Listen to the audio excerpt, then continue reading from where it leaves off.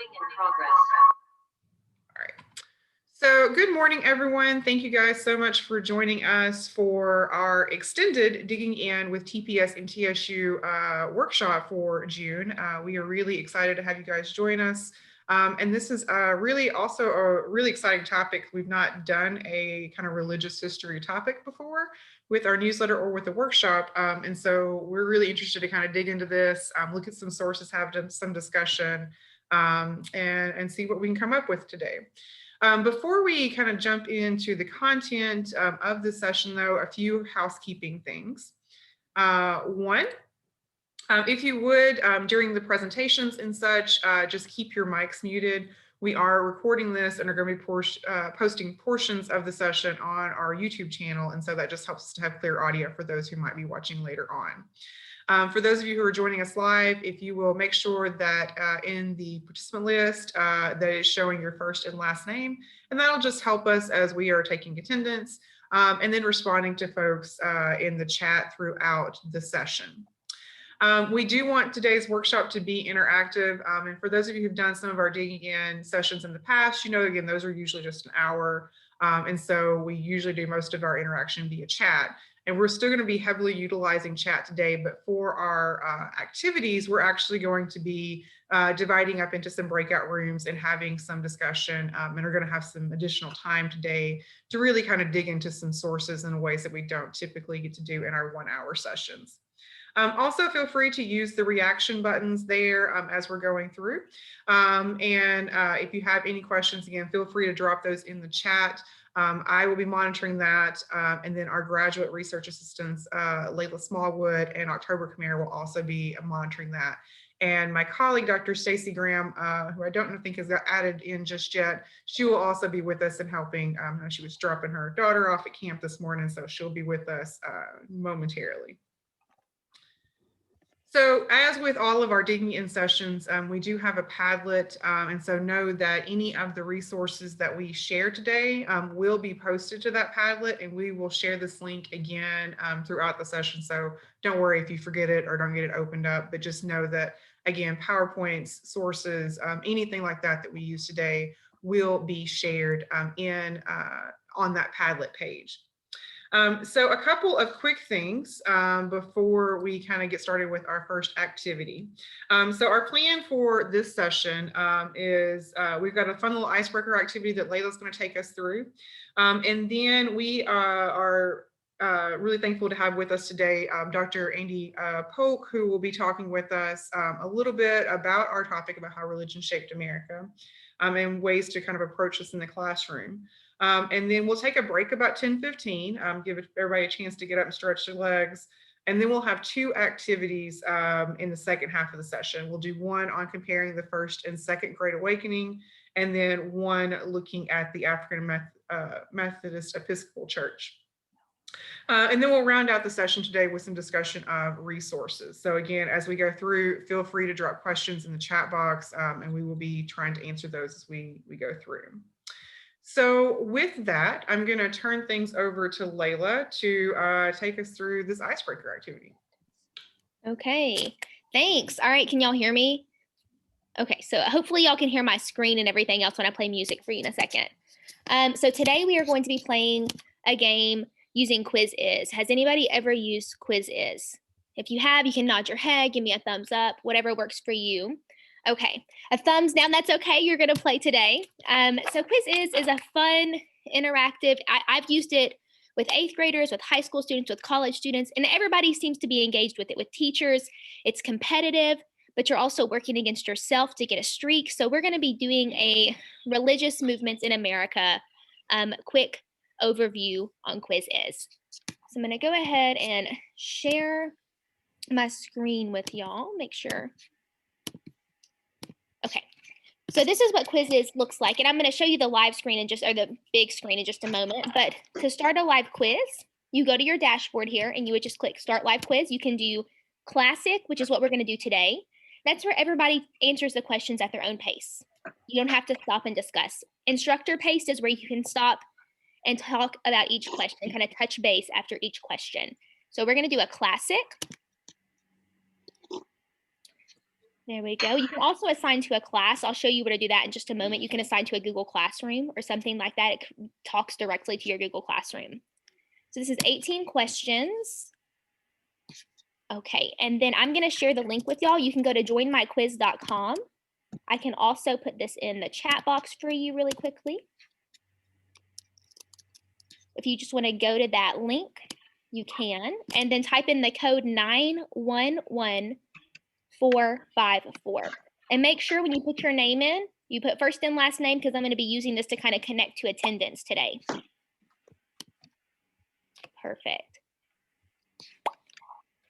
And as everyone is pulling that up, the questions we actually generated, we pulled from content in the curriculum standards. So this is actually something that you will be able to use with students if you wanted to. Yeah, and I've got the link we're going to share on the Padlet. You can make a copy of this and edit and use the questions. The great thing about Quiz is that it has a question bank, so you can just search and pull up. So if something's directly to your standard, or if you have a word in your standard you're looking for, you can basically just search that word in Quiz is, and it'll come up. And a lot of times they're based on grade level, based on subject type. So it's very helpful when you're pulling questions. Okay. Give people a few more seconds, about 10 more seconds. If you need more time, let us know in the chat box.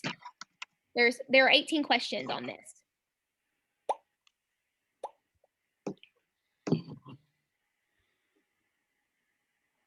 We good? All right. Let's get, oh, someone just popped in at the last moment. Okay. And you can always join after we start. I'm pretty sure you can join after that as well. We good? Okay.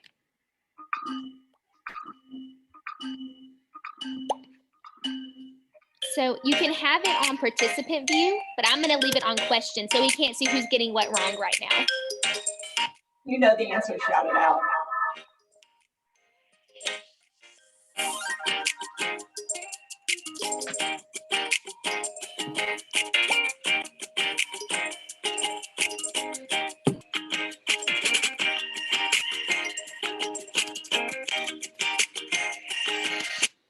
Okay, so I turned off the music. As y'all are finishing up, I think we have a few more people finishing. We'll see our scores in just a moment. But what I like about Quiz is, and if you've played the quizzes before with your students or with your peers, whatever, so you can look at the leaderboard, which I'm not going to click on, but the leaderboard shows you who's in first place, who's getting what right, that kind of thing. Our students usually either love or hate that feature. So that's something you can use at whatever you think your student's comfortability level is. But questions shows you who, not who, but you can see how much time is taken, how many have answered correctly, how many have answered incorrectly, where your class is. It will pop up on the questions as they're answering, so you can see this in real time. It's very helpful. I'm going to go ahead and I think if I end this, we can see the scores. There we go. So you can see who got first place, who got second place, who got third. It pops up for your students to see. You can turn the music on or off, whatever you want. The themes are different. I love this as well because let me go to questions, not overview. If you want to look at students specifically, you can do overview and look at what they got right, what they've mastered, what they haven't. You can look at questions individually, like I said, see who gets what correct. You can also, like I said, on the overview, see what students have mastered, what standards. You can look at the toughest question. That's the one that the most people miss. The longest question, the one students took the most time reading. Interesting facts about it. So tells you the accuracy, inaccuracy of some questions. And then you have the overall class accuracy. So again, you can review the questions. You can assign it as practice if they want to do it again. You can play again. So it's very fun and interactive for students. And if we scroll all the way down, we can see, and you can click on the question, and it'll show you the question there, and you can say hide answers, show answers on your screen. So it'll show you what the answer is if you want to review this with your students. So what I did want to show you really quickly, this is the dashboard for Quiz is when you're looking at it before you start a live quiz. And we're going to share this link with y'all so you can edit it, copy it, do what you want with it. So again, we did a live quiz and we did it in student paced. You can also assign it as homework and do it asynchronously in your Google Classroom, or assign it to students and pull those results afterwards. You can preview it. And another thing I wanted to show y'all as you're looking at this, if you go to the link that I sent you, you can just go to copy and edit it for your own library. This is free. I don't pay anything for this. It's very helpful. I can pull reports. So we just did this and we had a 57% accuracy. We can see exactly who completed it, who missed what. So it's just a fun, it's a fun tool to use. When you're like assessing, especially if you're doing like standards-based grading and things like that. So that was our icebreaker. I'm going to stop sharing my screen now and go back. But if y'all have questions or want to use and edit this link, email us, use this link, use it as a resource. That's why we created it. I'm going to turn it back over now. All right, well, I will go ahead and hello, everybody. Sorry, I was a little bit late. I am going to be introducing our guest speaker for today. We're very happy and lucky to have Dr. Andrew Polk joining us because his specialty is the history of religion in America, and he's also our colleague here at MTSU. He's a professor in the history department. He also spearheads the social studies education initiatives for the history department, which includes preparing students for teacher licensure and teaching the historical thinking class, which I also teach as well, that uses a lot of the same things that we use in TPS workshops. And so his background is in religious history, a lot of the ways that history and religion and politics intersect in American history. He has a book coming out later this year on 20th century. And he's just an all-around interesting person to talk to on this topic. And so we are going to make this a bit informal. He's going to give us an overview, and then we're going to have a chance to just do a Q&A with him. So Kira and I will be monitoring the chat if you have questions, but I know many of you, thank you for submitting your questions for him early. So he will be addressing some of those. So without further ado, I'd like to turn this over to my colleague, Andy Polk. Thank you very much, Stacy. I appreciate it. For the record, I missed 2 on that quiz.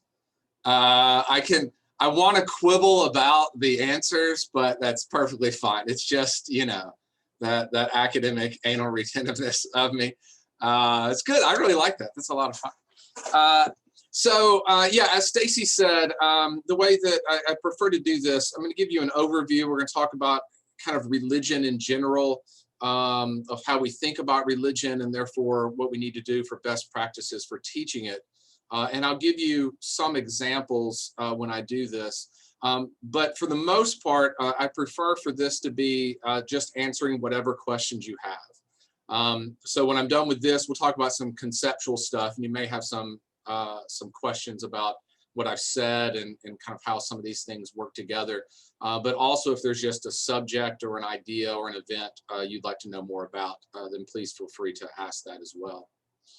So I went over this for a while for the past few weeks, trying to figure out exactly how to do this, because in some sense this is kind of 15-20-minute overview for something that takes me, even in undergraduate classes, like half a semester to get to. So how on earth I speed this up? And what I came down to was, so there's a challenge of teaching religion. There's a lot of challenges of teaching religion, right? As many of you know. Part of that is our own religious experiences. Part of that is the experiences of our students. And then added on top of that are parents who are hearing students talk about something that you might have said that then they react to.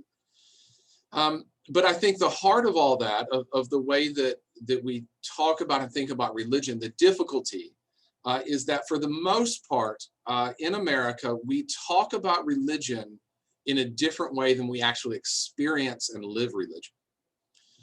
So the cornerstone of this is what's called the Protestant bias. It's certainly not that all Americans are Protestants. It's not that everyone here comes from a Protestant background. But one aspect of Protestantism, at least, has filtered into the way that we talk about and think about religion. And that is the idea that religion is primarily about belief. This is the way we talk about religion. When you have religion, when you belong to a religion, we define that based on what you believe. And belief is defined as like cognitively assenting to something. I believe this, I cognitively say that this is true. So the problem is that is not the way that the vast majority of humanity, including Americans, actually experience religion. So the first way to demonstrate this is the fact that if you really want to tick off a religious group, you go in and change their order of worship, right? It's not so much usually about like deep theological ideas. People really get riled up when you change, say in a Christian context, how they take communion.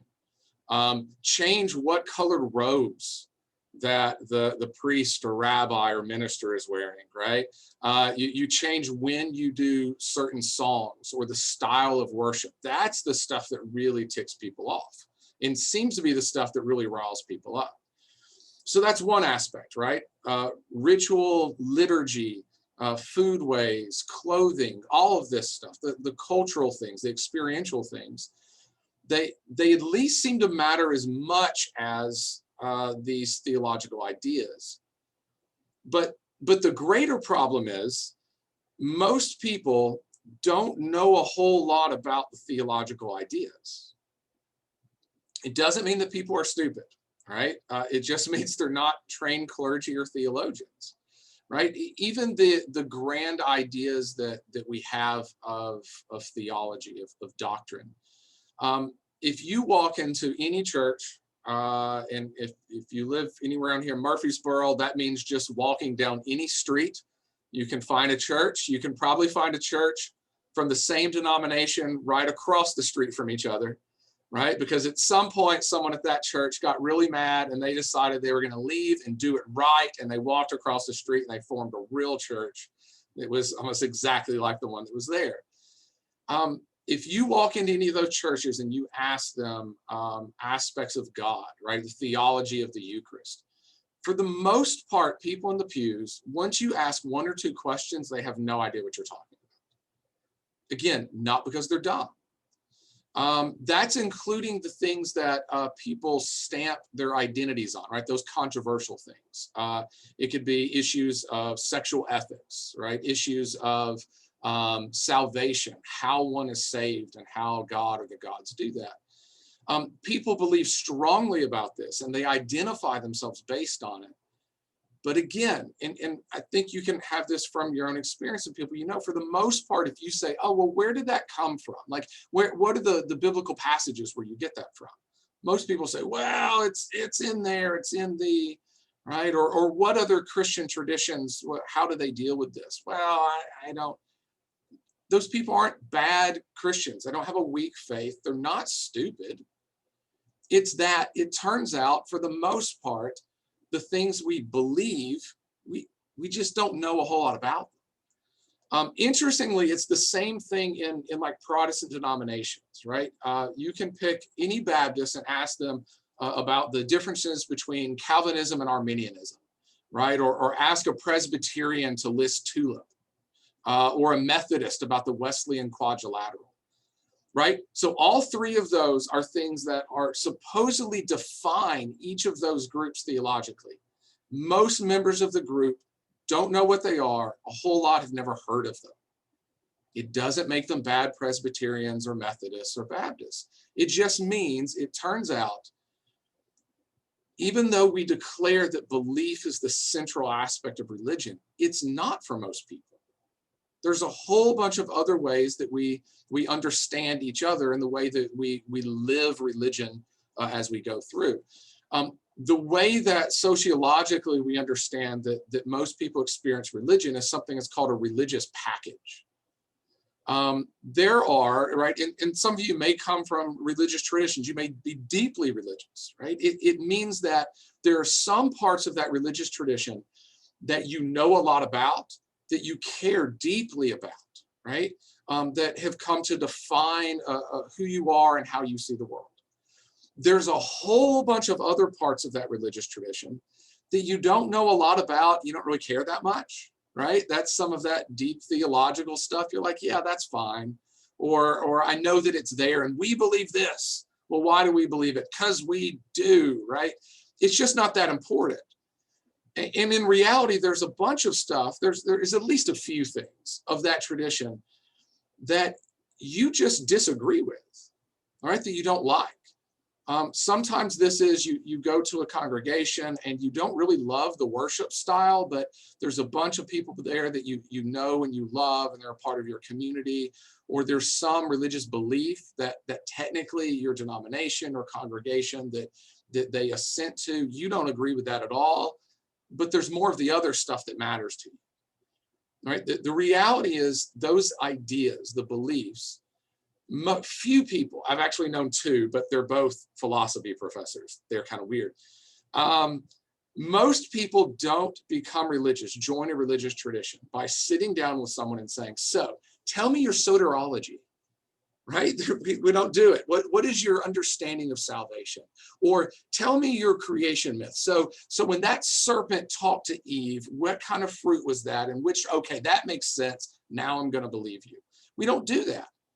There's people that you know, you're a part of those communities, raised in them. There's people, friends that you know, and you like them and you want to be with them, and then you kind of go along. That's how we experience religion. That matters in the way that we talk about these things. The reason is because one of my students called them polkisms. I have little things that I say all the time, and they kind of laugh at me. One of my polkisms, this will blow your mind, is that people do people things. I know, it's astounding, isn't it? Right, we may sometimes talk about history. Well, I study history because if you don't know history, then you're doomed to repeat it. The reality is we're going to repeat it because people do people things.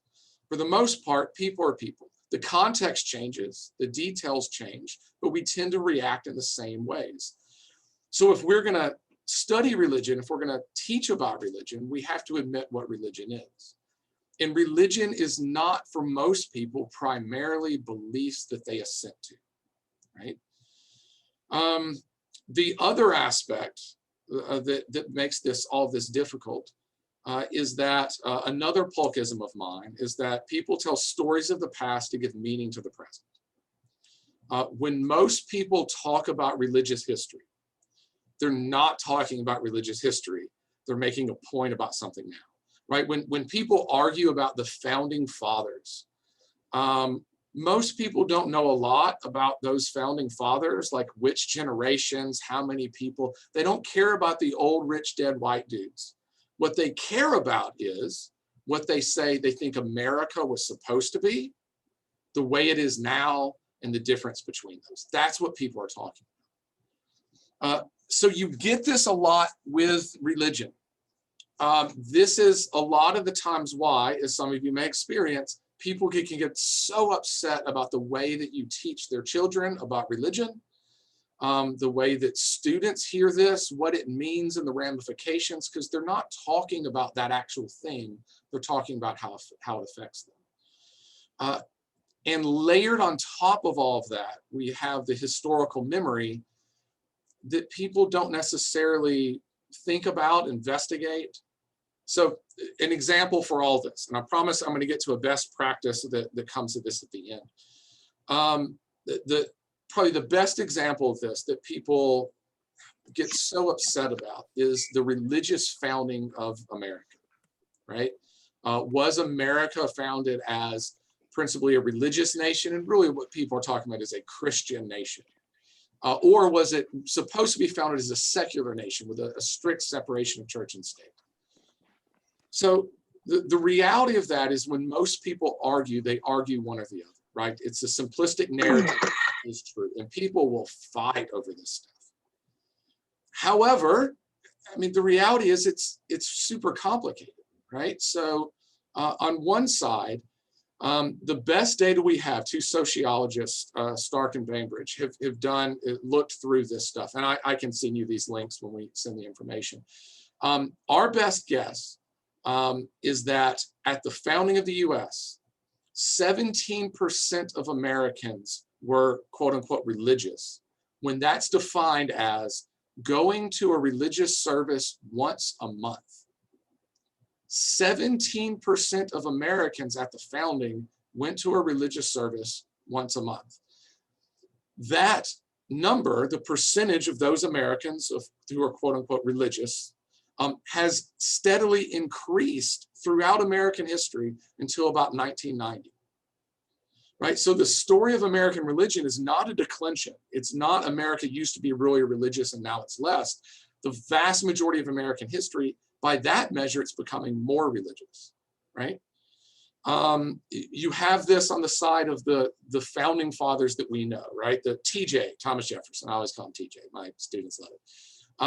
Right, TJ literally cut and pasted the Bible, right? Most of you know this. Take out all that goofy stuff. There's nothing supernatural. It's just the teachings of Jesus. So he had himself his New Testaments and he literally cut and pasted. And so Jesus doesn't heal the blind. He doesn't exorcise demons. And the story ends when the stone is rolled in front of the tomb because people don't come back from the dead, right? That's Jefferson. Washington was an Episcopalian. As far as we know, he was never confirmed. Towards the latter part of his life, latter decades, he would go to worship and he would leave before the Eucharist. He would go back to Mount Vernon and he would send the carriage back to get his wife because she stayed through the whole service. He just didn't see the point of it. So does that mean that America is secular and America was never found with religion? To say that Americans weren't religious at the founding is ridiculous. It was in the air they breathed. 17% went to religious service. It didn't mean they weren't religious. If you asked an American at the founding, is there a God? Almost unanimously, they'd be like, well, yeah, of course, that's a dumb question. It was mixed in with some supernaturalism, some what we would call superstition, but they were religious, right? Even Thomas Jefferson, in his letter to the Danbury Baptist Association, which is where we actually get the term wall of separation between church and state. We want to use Jefferson for that if we say it's secular, but he closed that letter saying, I'm also praying for you and the God that we both share, right? So Jefferson wasn't Orthodox, but was he religious? Yeah. Was he Christian in some sense? Same with John Adams. It was kind of Trinitarian, Unitarian, like it's complicated. And then added on to all of that, when most people, it turns out, are talking about the religious founding of the US, they're not really talking about it the way that people at the founding would have talked about it. What they're actually doing is recycling a bunch of explicit religious propaganda that was used in the 1940s and 1950s at the beginning of the early Cold War. The phrase Judeo-Christian didn't come into existence until the 1930s, right? So what we're actually doing is parroting ideas of the past that we don't even know that we're doing. So all of that makes teaching religion really complicated. So the best I have of this in terms of best practices, and I can give you some other examples of the way that this works. Salem is a pretty good example of this. The best way that we've seen to be able to talk about religion in a way that is accurate, that's nuanced, and that probably won't get you fired. Let's go with that one, right? Because that's the issue, right? Of how students get upset, of what they understand, what they're parroting, and then what their parents get upset about. Is to talk about religion, not primarily an issue of belief, but an issue of religious imagination. Right? That's the key. That's the best practice. In reality, when we talk about religion, we're talking about religious imagination.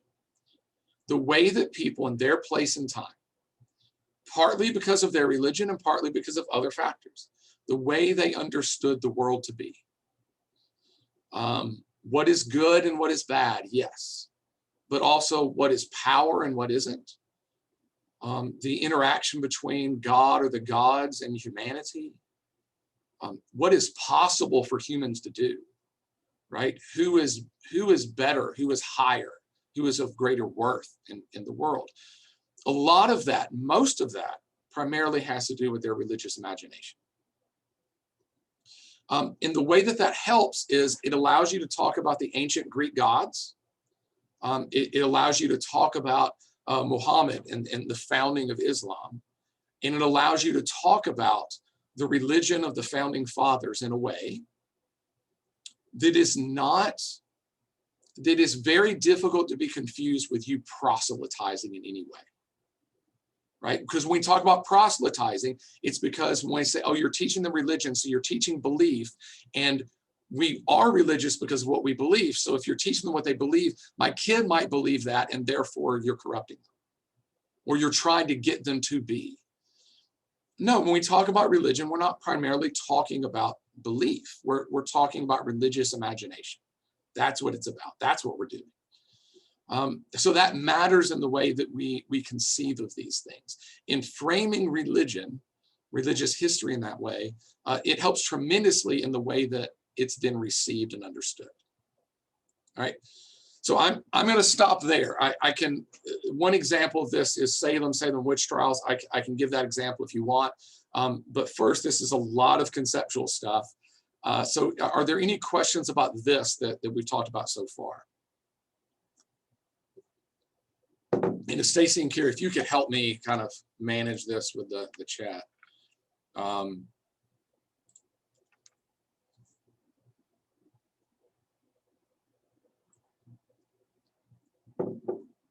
Does all of that make sense so far? Okay. Yeah, we don't have any questions that have Okay. popped up in the chat box just yet. So let me do this. Let me briefly talk about the Salem witch trials as an example of this. And then I know we have some questions that people have turned in. If you have some others, we can certainly do those.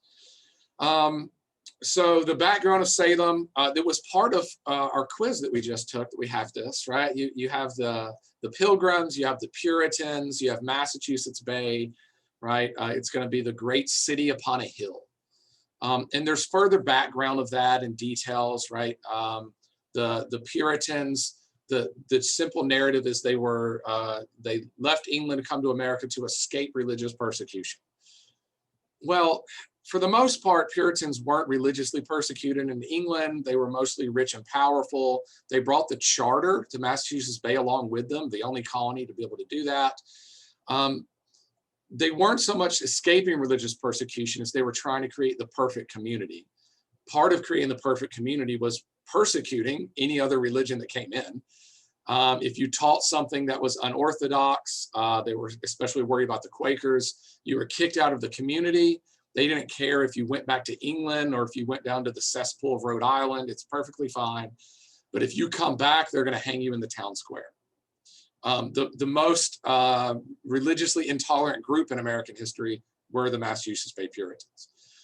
But when you get to this of Salem, it seems like a super weird thing, right? Why on earth did they think all these witches were happening? Why did they feel they needed to kill these witches? Well, it turns out that's really complicated too.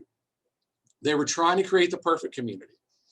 The idea of witches were incredibly common. There were witch trials all throughout America and Europe at the same time. That was normal. The difference in these witch trials, as our quiz alluded to with one of the questions, was they allowed for spectral evidence, which is if I wake up in the middle of the night and I see LeBron James beside my bed and he starts stabbing me and it hurts and I wake up and LeBron's not there.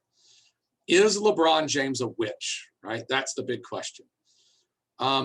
Well, the way they decided, they had massive trials in Boston over this. The way they decided it was, there's a possibility that someone else, right? Kevin Durant, I don't know if you're a basketball fans, right? Maybe Kevin Durant is actually a witch, made his specter look like LeBron, so LeBron would be blamed for this, right? So maybe that's what's really going on. They had a massive trial, and what they decided was the devil cannot take your appearance unless you give permission. So if I look in my bed and I see LeBron James there, even if it's a specter, it has to be LeBron's specter. And so it's LeBron's fault. So this is how they determined where the witches were, accusations around the place, right? It got super bad through the process that we know. But the question still comes, why on earth did they decide this had to be? Well, the answer comes down to religious imagination to some degree. The Puritans lived under something called covenant theology.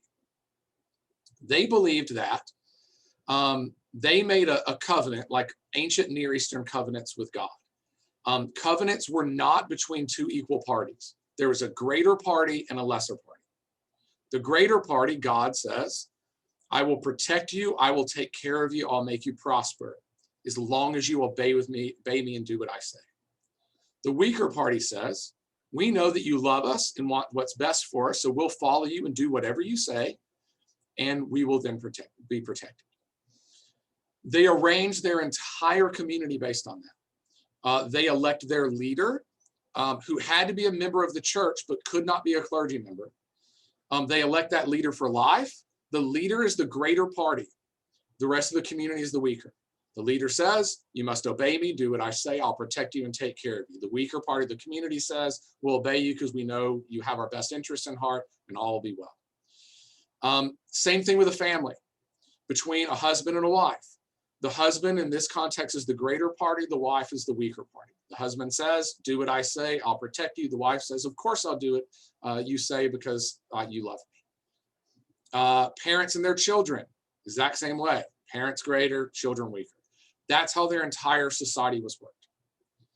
The difficulty was they believed that if any of those covenants broke down, it could destroy the big covenant between them and God. And if they break the covenant with God, God's going to kill them all. Cannot stress this enough. Firmly believed, right? They're on the frontier. If it rains too much or not enough, they die. If it's too hot, they die. If it's too cold, they die. If they get sick, they die. An animal can come and kill them. Death was omnipresent. And if they don't meet the covenant, God's going to kill them all. So what happens if someone in their community is a witch? A witch has denied God and made a deal with the devil, God's own enemy. In Exodus 22, there's a verse, you shall not suffer a witch to live, right? And the idea was, if we don't root out the witches, we're going to break the covenant and God's going to kill us all. So that's part of the religious imagination.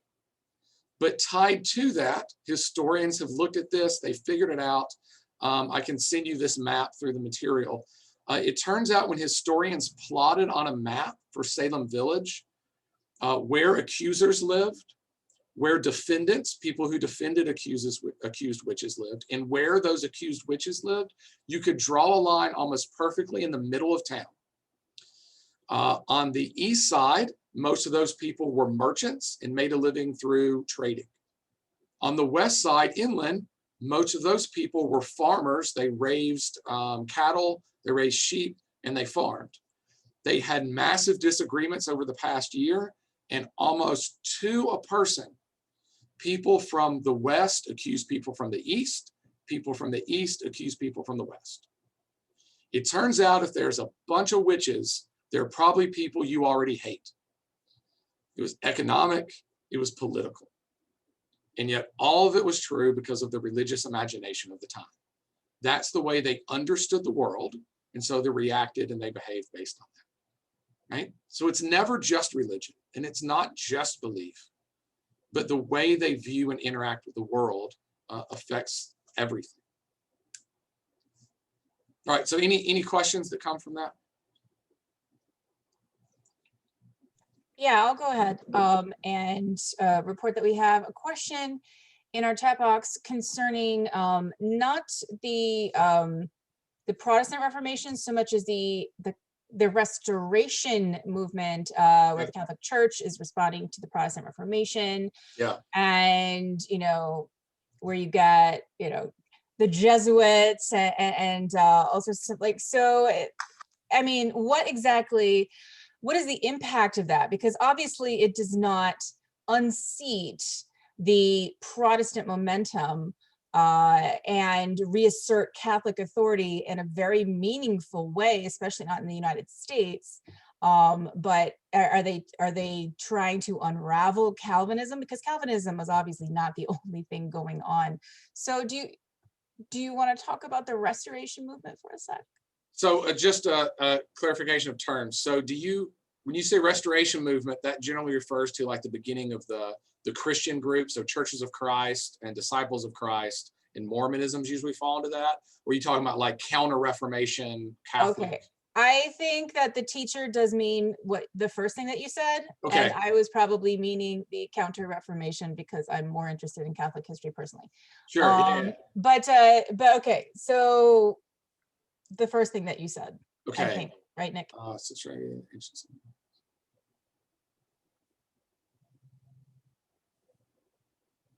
Okay. Yeah. So yeah, it's a good question. So with the Protestant Reformation, trying to reform the church itself, the Restoration movement comes in the early 19th century. So the Restoration movement was part of what y'all do in the next section called the Second Great Awakening. It's the term that we use. The Churches of Christ, the Disciples of Christ, that movement, and the Christian church. There's kind of three branches of that version. Thomas and Alexander Campbell were kind of the founders of that. Thomas was the father, Alexander the son, and then another man named Barton Stone.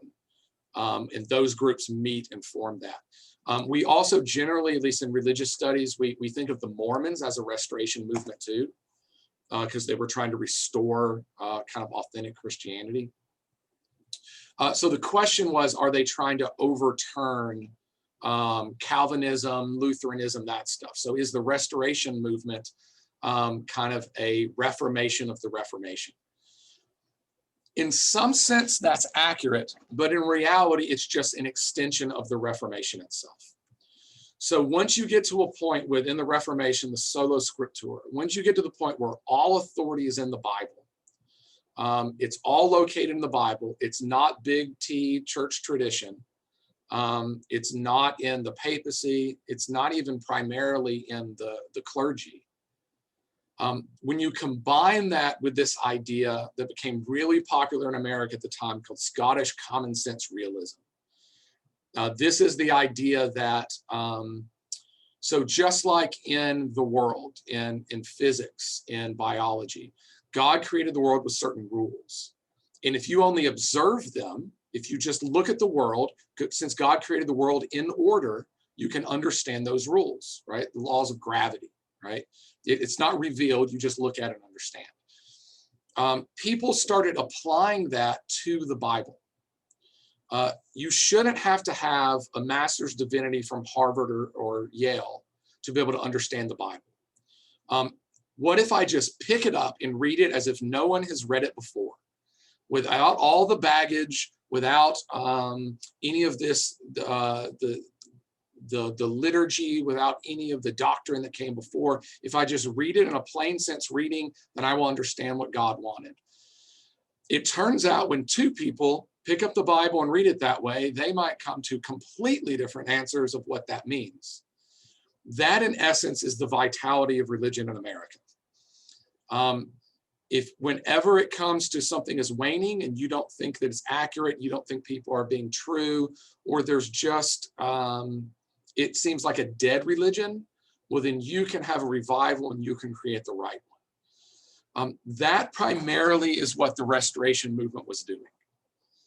It started out of those revivals in the Second Great Awakening. Originally, there were healings. People were speaking in tongues.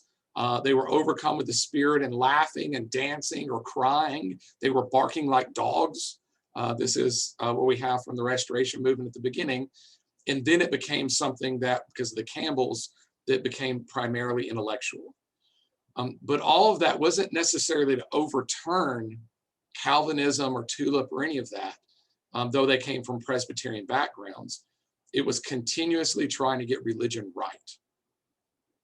And I can do it, and you can do it, and we all can do it. So it wasn't just restoring, it was restoring not proper Calvinism or proper Presbyterianism. It was going back to the first century church before it was all corrupted. And that's where it all goes to.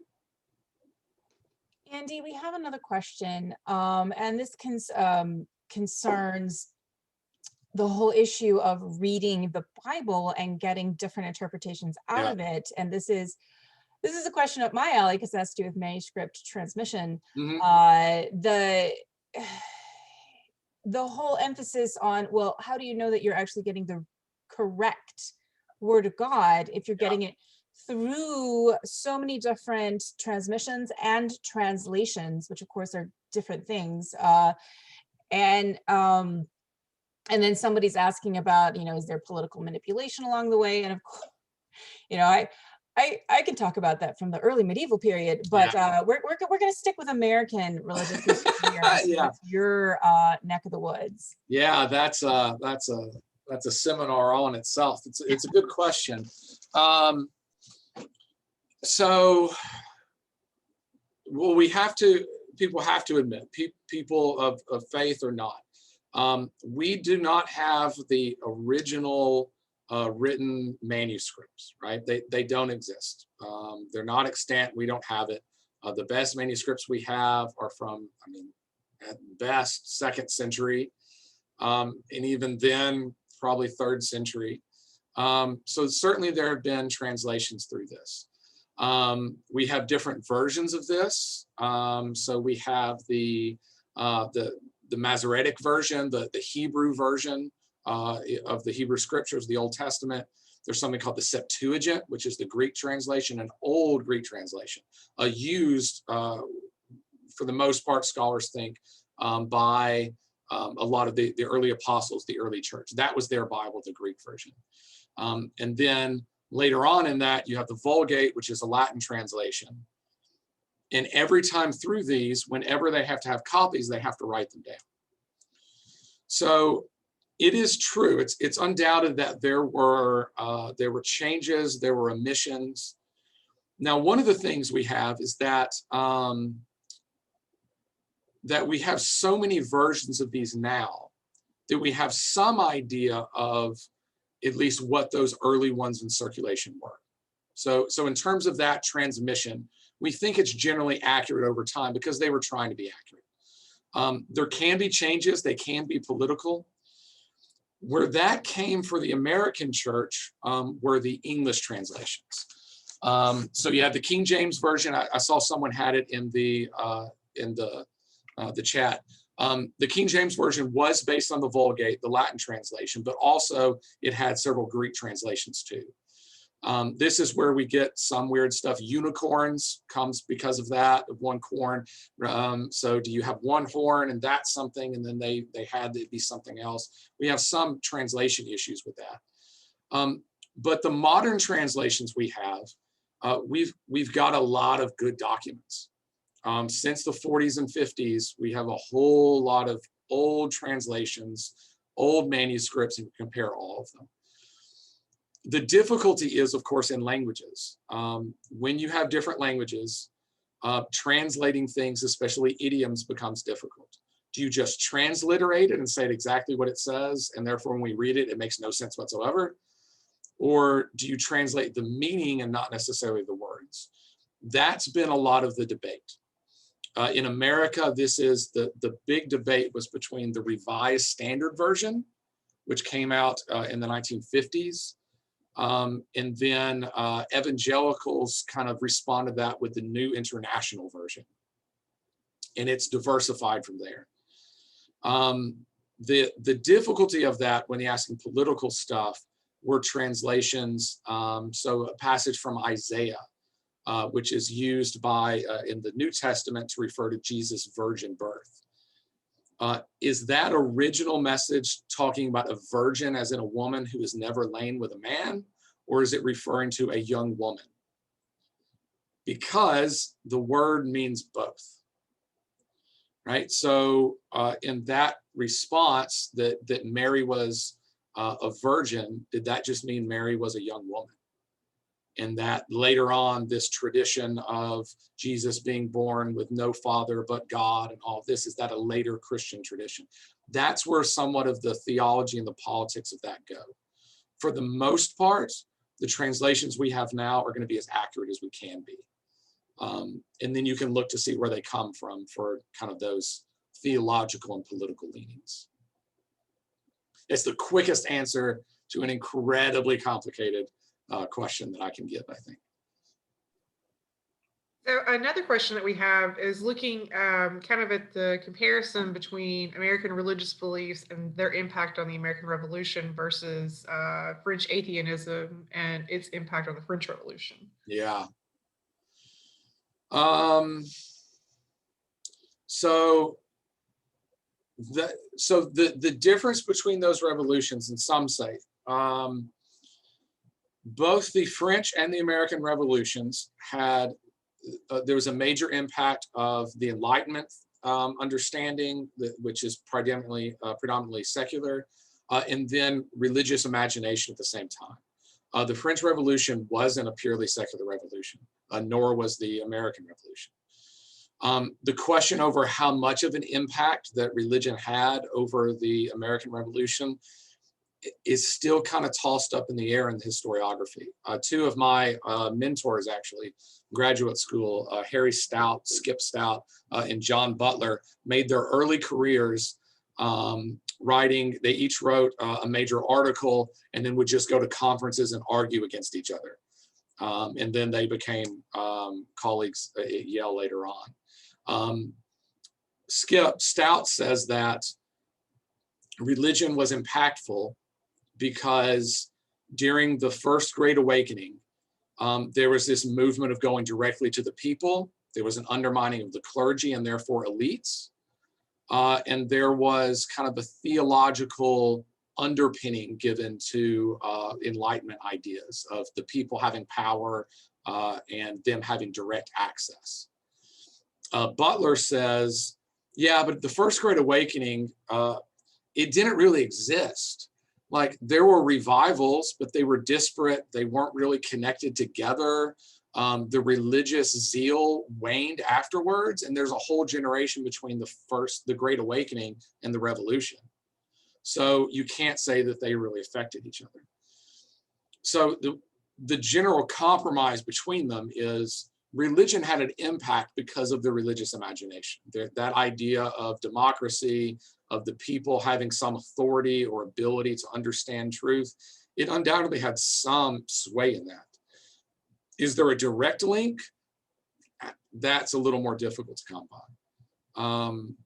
But they used religious language all the time during the Revolution, and so it had to be there. But the deal is that was also true in the French Revolution. Libertas, right? The idea, the Enlightenment ideas were used, but religion was used throughout the French Revolution in all its stages, both to justify and to understand what was going on. So those are still connected, I think. So we had another question, and I think this connects to one that we had that had been submitted earlier, about looking at the influences of other religions beyond just Christianity in the US. Yeah, this one's a little harder to parse. Part of it is because most of the religious diversity that we see and understand in America today really began in the 1960s. So once the immigration quota system from the 20s was dissolved in the 1960s, that's when we get the widespread religious diversity we have. Now, I have to mention, because this is another thing of the way we talk about versus the data that we have. Both when people in popular culture talk about American religion, generally the two sides are America is primarily, or it used to be, a Christian nation, except now America's fallen from its ways and there's more secularism and religious diversity, right? So religious diversity today is a bad thing. America was supposed to be Christian and now it's not as much. The other side, usually from the left, says, well, America used to be a Protestant hegemony, but now there's great diversity and all the world's faiths are celebrated in America today, and that's a positive thing. The numbers that we have from polls, both from the Pew Foundation and old surveys called the American Religious Identification Survey, the best data we have is that roughly 70% of Americans self-identify as Christians. Roughly 24 to 25% self-identify as meh, like they're called nuns or non-affiliated. Some of those are specific atheists. Some of those are agnostics. But of that, like 24%, atheists and agnostics make up maybe 8 of that 24%. The rest of the 16% is kind of in the spiritual but not religious realm. The rest that's left over, just under 6% of Americans are every other world tradition combined, right? So Islam, Judaism, Hinduism, Buddhism, all of them combined are less than 6% of Americans. So unless you're in a dense urban environment, most Americans don't actually experience great religious diversity. It's just not the way it is. Now, why is that not our national narrative? Because we tell stories of the past, give meaning to the present. It's not useful. It's more useful to liberals and conservatives to say there's great religious diversity and that's bad or that's good. So when we talk about the influence of other religious traditions in America, there are influences. We know that some percentage of enslaved people that came over from West Africa, Sufi Islam was dominant in the area.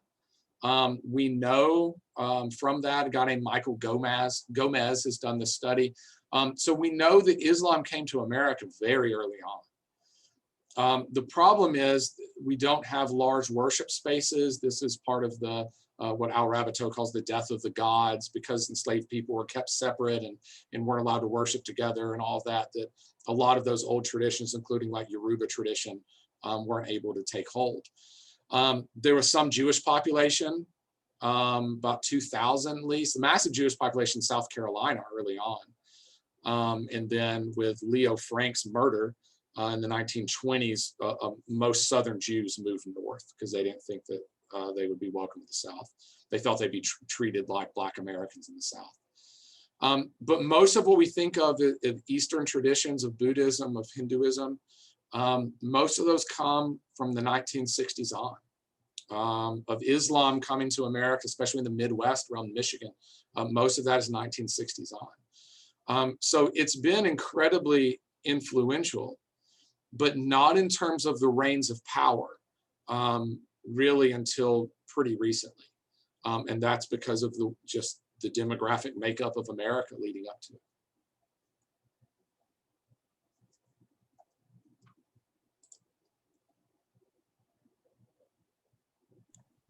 We did have a comment that teaching Islam, of course, as you know, is super difficult in the climate that we've been living in since 9/11.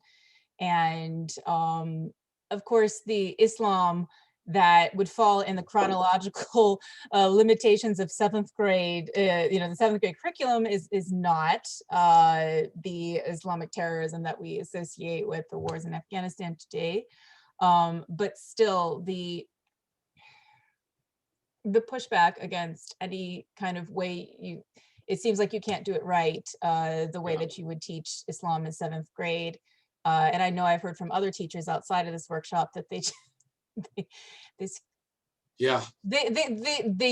don't know what to do with it, or they want to skip it. Some of them actually, teach about, Islam, Christianity, and Judaism as the history of the book, and different interpretations of Jesus, because of course Jesus is considered a prophet in Islam, and so kind of, and this goes back to your pokeism, which of course is something that.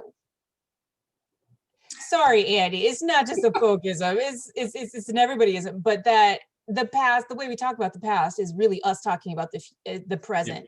And so our anxieties over Islamic terrorism completely have ruined the way that poor 7th grade teachers can teach about Islam. So what kind of advice do you give them? Like, what do you tell your 3011 students? Because I basically kind of skipped this part in 3011. Yeah, I mean, this is one of the more difficult aspects now for what y'all do, both in terms of what's included in the standards and the kind of overall religious and political climate. For the most part, teachers that I know with both my students and when I do professional development, you generally get in trouble when you start talking about religious foundations of the US in any way, and when you talk about Islam, period. A lot of that becomes, if you teach about Islam, teach about the 5 pillars, right? It's just the most basic understanding of Islam. And the 5 pillars is helpful in that sense because that's practice and ritual in addition to belief, right? For those, you know what they are, right? So the Hajj matters and Ramadan matters, the fasting that goes on and giving, right? But financially, right? All of that's included. The problem is people interpret that, no, I don't want my kid to know about it because what if they become a Muslim? One, it's a really strange argument in itself, but it is something you have to watch out for. I think the approach that has tended to work the best is what we talked about with religious imagination. That you make it clear, you're teaching ancient history. There is no way you can understand that time period of the movement, certainly of that area, and then moving even into Europe to the Enlightenment period, without understanding some basics of Islam. So you're trying to teach them the way that these people, right, the Abbasid Empire, right, as they were conquering and moving through, what did they believe and what was the interaction with that? So teaching this as Abrahamic faiths, I think this can be helpful. I think it's more so of trying to teach this in the way that Muslims in the time understood the world.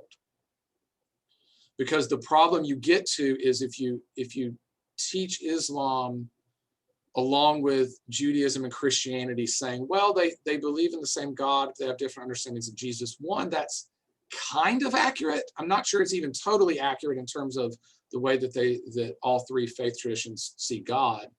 But that's sometimes itself the things that people are riled up about now. Well, you're trying to conflate these together. It was a few months ago, a mother was railing that her teachers were teaching her kids Chrislam. I had to stop and say, I'm sorry, because the only Chrislam I understood was in like Ethiopia in the mid 20th century, and like that. Sure, that's not what you're talking about. Well, that is what she's talking about. It's the idea of a combination of Islam and Christianity, that they're all the same thing, and it's perverting Christianity. And so I had to try to walk her through the standards and what that was, and that, you know, that's not true. It didn't work, by the way. I was not helpful at all. But that's the difficulty. I think sticking to these are people in their place and time, and this is how they understood the world, gives you the most barriers to, I'm teaching the past. That there's no way I can't teach this stuff for us to understand what they're doing and thinking now. In the same way that you would teach other periods, when religion is that dominant of a factor, you have to understand why people were making the decisions they were and doing the things that they were doing. And that comes down to religious imagination. So that's all you're doing. You're not proselytizing. You're not teaching them the beliefs. You're just teaching the way that these people approach the world. It gives you some license to do that, I think. And I've seen some good comments in the chat of the way that different teachers approach that. And I think that, you know, we all understand that. It never comes across that way to parents and administrators now, does it? So that's the thing, like you're probably all doing the right thing, but people are just gonna take it the way that they want to take it. And so you feel the heat, even if you, but you know, if you can back up the way that you do it and it's, you know, very clear, But yeah, we talked about in a previous workshop teaching thematically. Well, we were talking about revolutions or something. So teaching thematically might be a good way to approach kind of religion, where you take a basic framework and you ask the same questions, but you do it for each of the religions that you encounter. That way, it's not like you're creating a hierarchy or you know, assuming that everyone's coming at it from the same point of view. Yeah, I saw Layla had made that in the comment that's the way that she had taught with religious studies. Yeah, some consistency in there really helps. And as someone else said, I saw in the comments, yeah, parents aren't generally worried that you're converting their kids to Greek mythology or something, that Zeus and Athena are going to be coming through. I mean, that's true, right? It's inconsistent, but that's because there is nobody believes in Greek mythology today. There's no great controversy in the world right now over the Greek pantheon rising, but Islam is omnipresent. So that's the political the political connection. It's humans. It's what we has political consequences today among a lot of Americans. Well, we have you for a few more minutes. So I was wondering, Kira, do we have any more questions? Yeah, one of the other questions I think is sort of a good lead in from some of the things we've been talking about. Andy, you mentioned, the overwhelming percentage of Americans, like Christianity has been part of it, has long influenced our history. Yet when we look at our standards, it's kind of pigeonholed in a few spots where we see content that's related to religious history. But yet, how do we begin to really teach the full impact of religion's impact on American history when it's not explicitly stated in the standards? Yeah, I mean, this is a problem as a whole on any level. This is called, one of the people I mentioned before, John Butler, in a different article, coined this phrase that's used all the time for religious historians. It's called jack-in-the-box faith.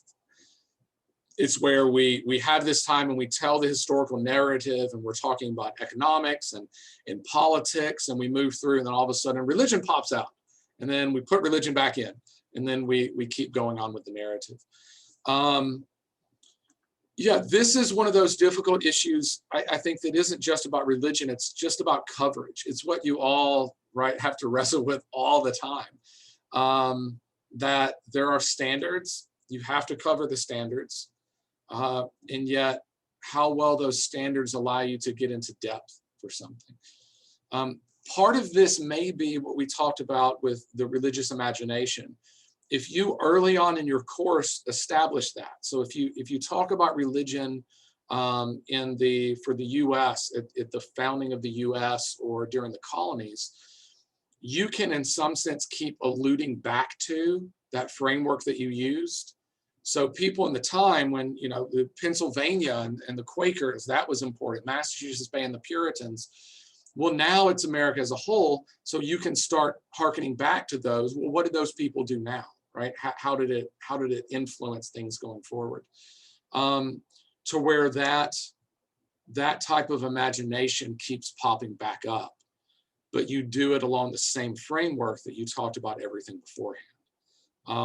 So, I mean, and it's omnipresent, right? You can't, public schools, part of the move of public schools was a religious drive, and then the move towards parochial schools. And then, I mean, public schools in the day had mentions about how the Pope was the Antichrist and the agent of the devil that you had to stay away from. And Catholic parents, it turned out, didn't like that in their history textbooks in public schools.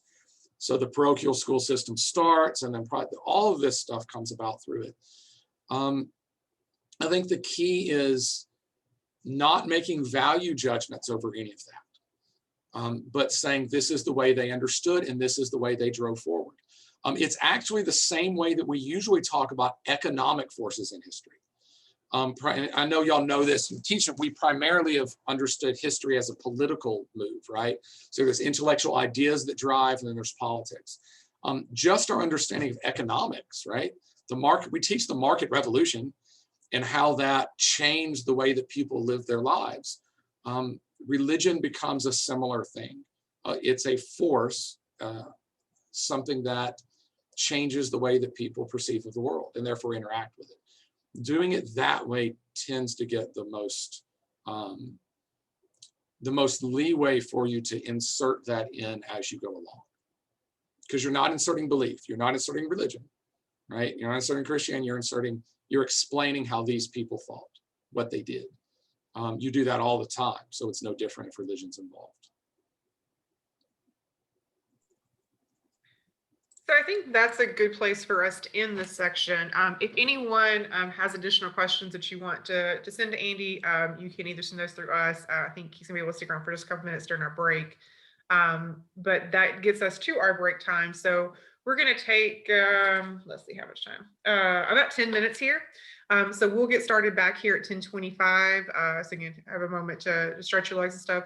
Again, if you have questions for Andy, you want to share those now, or if you want to connect with Stacy or I, and we can get those questions to Andy, we would be happy to do that.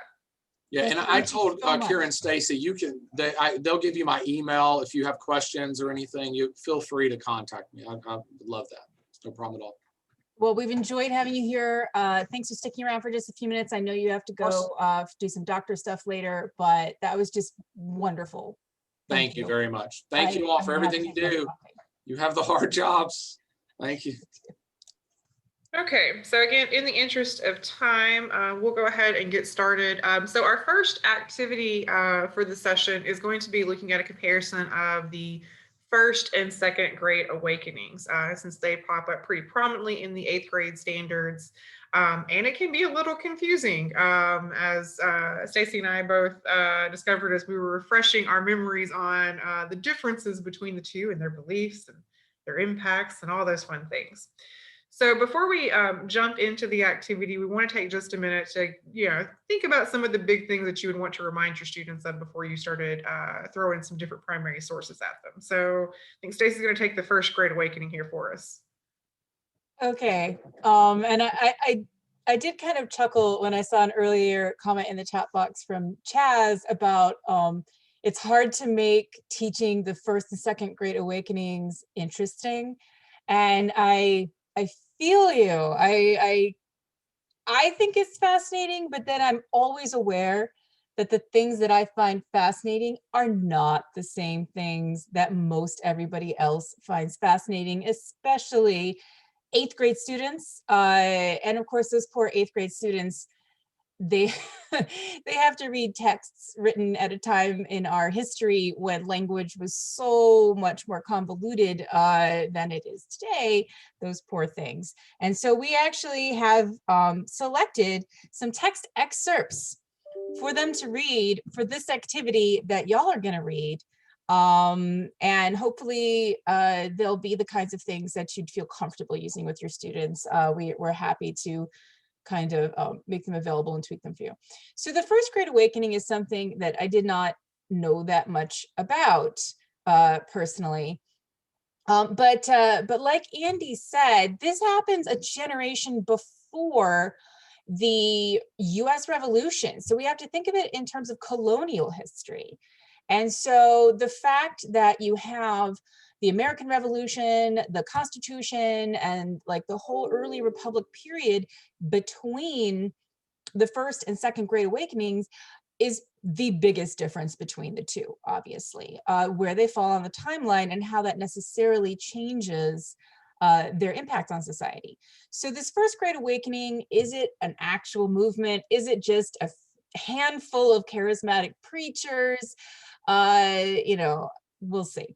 But it is Protestant. I don't want to take for granted that I don't have to say Protestant, because it's definitely in the Protestant revival movement, growing out of the fact that we have so many different Protestant groups that have in the previous century immigrated to the colonies to seek either religious refuge from persecution, or that notion of building the perfect city, which is very religious in nature as well.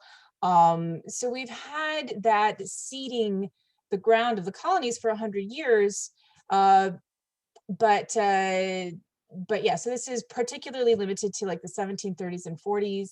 Especially when we're talking about very specific people who we consider to be the quote unquote leaders of this, which is a further bullet point down there, I'll just point out George Whitefield, John Wesley, and Jonathan Edwards, the three biggest names in this that I'm sure you cover in your standards.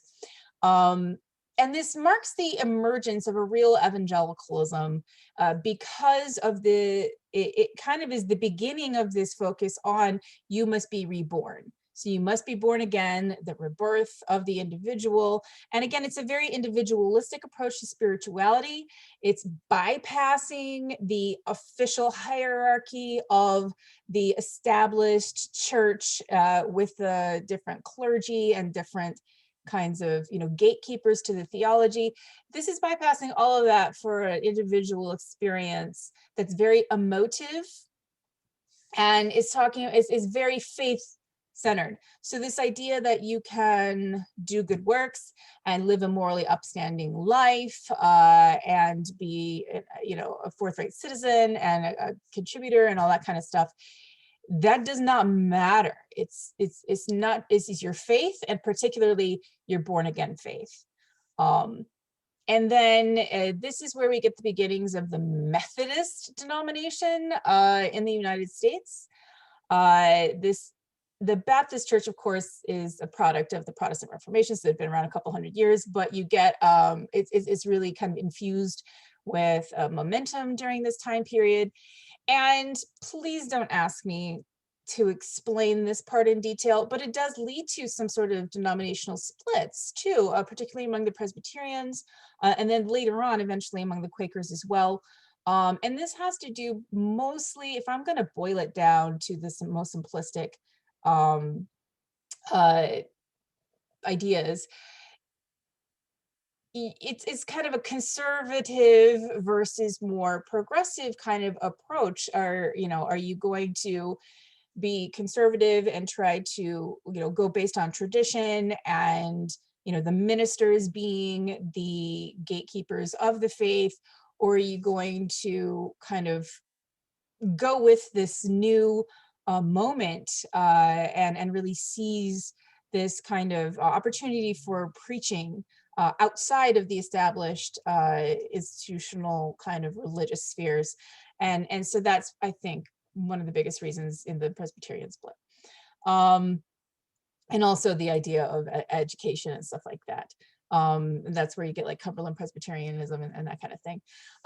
So, and also, and I want to mention, although I'm not going to be going in depth into this, but it does have a real big impact among Black Americans as well, both the free population and the enslaved population, because a lot of them brought over a lot of religious traditions with them from Africa, and that mixes with a lot of different religious traditions in America, as we know. But this sweeps through them as well, so we can't forget that. Okay, now I'm going to turn it back over to Kira to kind of do a basic overview of the Second Great Awakening. Right, and so as Stacy mentioned, you have to really think about where these occur in context to the larger event. So the Second Great Awakening is really, the post-revolution period. So I've seen a mix of dates. Some will date it back to like the 1790s, early 1800s. So there's some debate about exactly when the starting point is. But definitely, again, this post-revolutionary period, early republic. Also thinking about this in context of the Industrial Revolution, again, how that is changing the world and changing how people are experiencing the world. So there's a lot of upheaval and uncertainty about life. So again, also a Protestant revival movement that also, again, seems to run, and again, it seems to be also some argument about when it ends. So most things I've seen are 1830, 1850. I have seen some that actually dated through almost the late 1800s, but then there's also other interpretations that actually say that later 1800 period is called the Third Great Awakening. So these different, again, these kind of different sweeps of emotional kind of religious outpouring. But I think we can probably stick with kind of the first half of the 18th century for especially the way it's presented within the curriculum standards. And we think about here, it's also that growth of new denominations. So as Stacy mentioned, we have the Methodists and the Baptists present. Methodism is born during the First Great Awakening. It really expands during the Second Great Awakening. And with especially those two denominations, that is partially due to how they are positioned and organized within the frontier areas. So you have these circuit riders, these preachers that are going out into the frontier and preaching these large tent meetings where people are gathering, sometimes into the thousands to listen to these preachers over the course of a few days. And so you think about it both as a religious event, but also as a social event, because there's a lot of isolation on the frontier. And so these events were a chance to really come together in community, and that is definitely influencing their impact. And so again, you have thousands of these. And in fact, in some interpretations actually say that the Second Great Awakening starts in Kentucky and Tennessee and kind of this area of the frontier as part of that outpouring. Of course, you also have growth of Presbyterianism, and then you have these kind of new denominations that form. So you have Adventism, dispensationalism, which, that was a tongue twister. And then, of course, the Mormons or the Latter-day Saint movement all come to be during the Second Great Awakening. And one of the kind of differences in belief is this idea of expressed Arminian theology. And this is thinking about people being able to be saved through revival, repentance, and conversion. The other big part of this is also the difference, and a big difference between the First Great Awakening is that once you've been converted, it's not just about what you believe, but it's actually taking those beliefs and actually using those beliefs to correct societal problems. So it's not just that you believe it, you also have to then enact it to address, again, problems and sins you see in the world.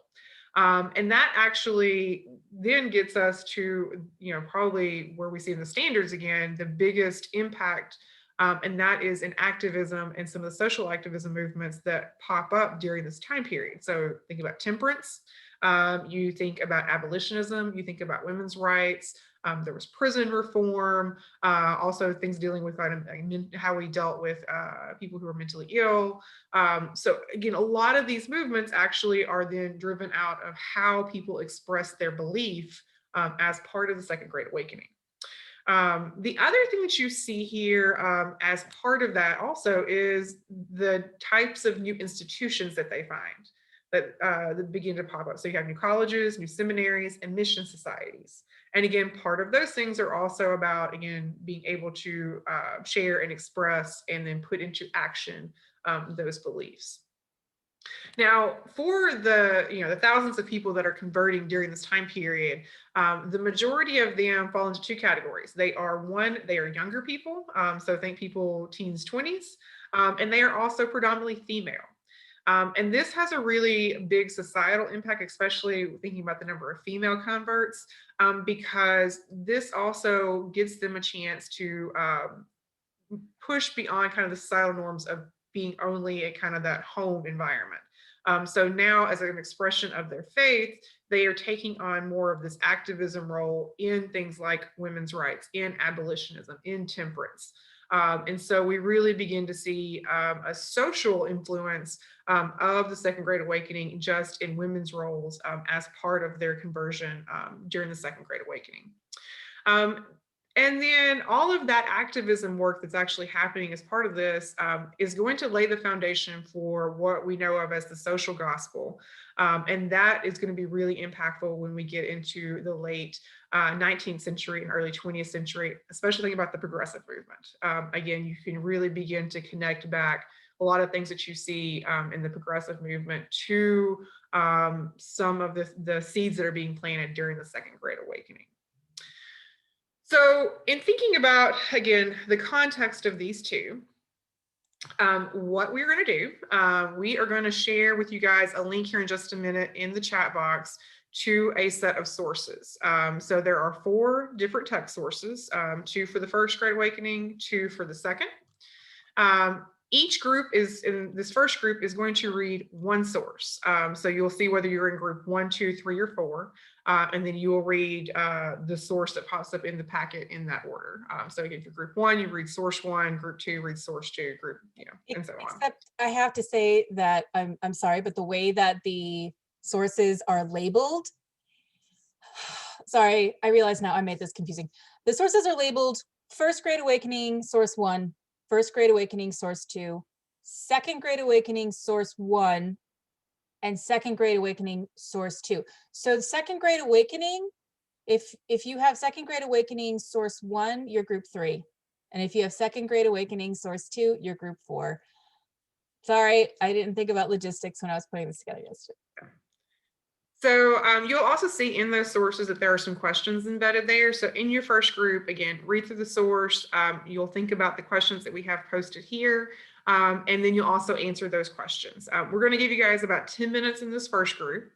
And if you happen to finish early, you can leave your breakout rooms and come back to the main room here.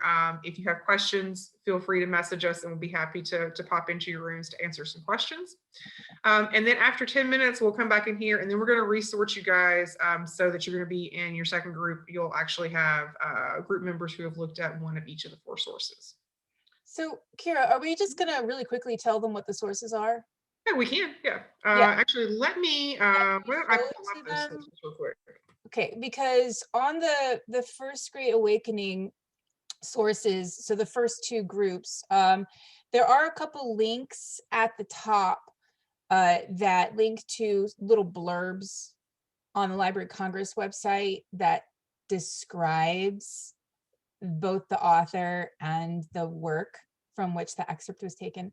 So that might help you just a little bit of context to just kind of remind you of what these are and where they fit. Oh, the way that the groups will be formed is when we create the breakout rooms, your computer will tell you which group it is sending you to. So just remember, look on the screen and see if it says 1, 2, 3, or 4. Okay, so we're looking right now on Kira's screen at group 1. So First Great Awakening text excerpt 1. This is George Whitefield, who was this incredibly charismatic preacher who just went around and did outdoor sermons. And he just had this really engaging, mesmerizing way of preaching. And so this is from The Marks of the New Birth, one of his best known things that you can see where there's a description link right there where if you want to read just a little paragraph about it. The full text, you don't need to look at that right now. And then there are a couple questions in the right-hand side and the text, of course, on the left-hand side. Now, the second one, so group 2, this is an excerpt from Sinners in the Hands of an Angry God by Jonathan Edwards, one of the most famous early American sermons ever delivered. I thought I was going to hate this, but this was a joy and delight. And I had so much fun reading this that it was very hard to take 35 pages and condense them into 3 paragraphs. So I loved this. I don't know if you will or not, but you can see there are 2 description links at the top. And then you have, I believe, 3 questions alongside. And then for the Second Great Awakening, Kira, why don't you tell us what these are? Yeah, so you have 2 sources. This first source here, this is actually Lucy Stone, who is writing here.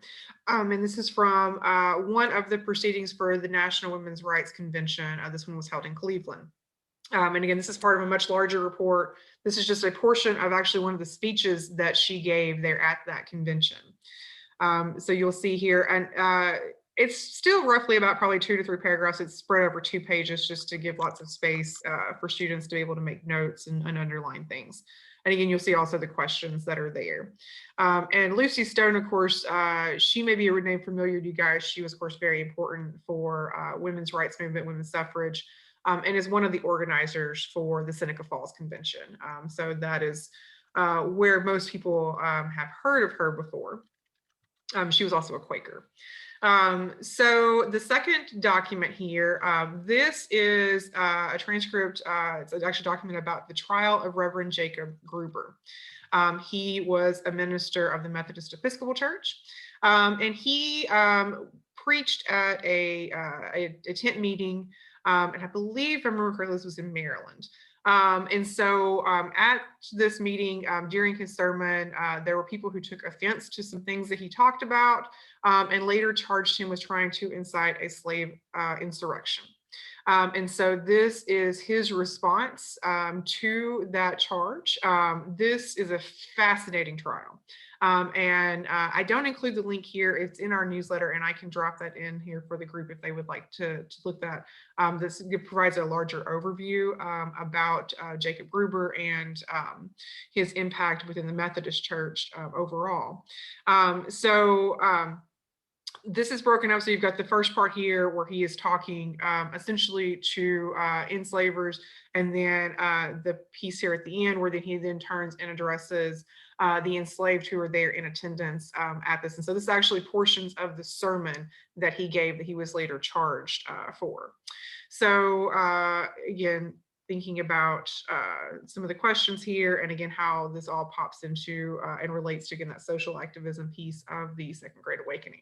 Well, hopefully everyone had a chance to discuss these 4 documents. And this, unfortunately, we're running a little short of time, so we're going to have a chance to debrief these, but I don't think we actually have time in our session if we're going to be done by 12 o'clock to really do that.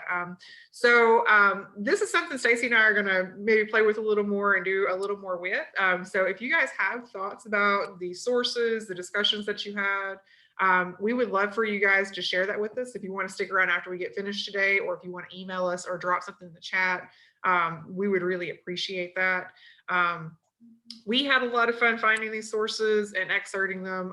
And again, hopefully you guys had fun reading them and discussing them, but we would love to hear kind of what you think about using them with students as well. So again, please let us know that as you are able to. But again, in the interest of time, we are going to go ahead and move activity.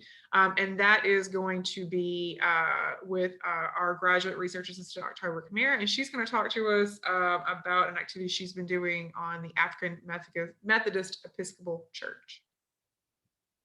Yeah, that's a mouthful. So yeah, I'm going to present about the AME Church, and let me go ahead and start sharing my screen.